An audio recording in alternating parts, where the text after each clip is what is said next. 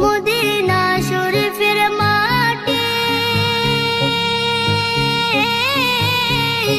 আমার চোখে মুখে বুকে মাখিও।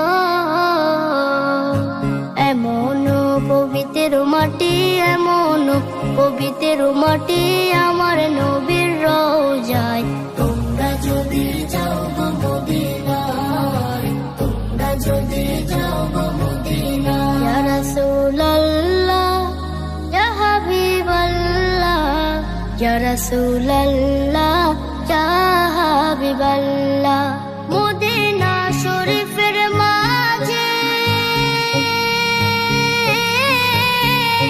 বেহেশতের বাগান আছে ও,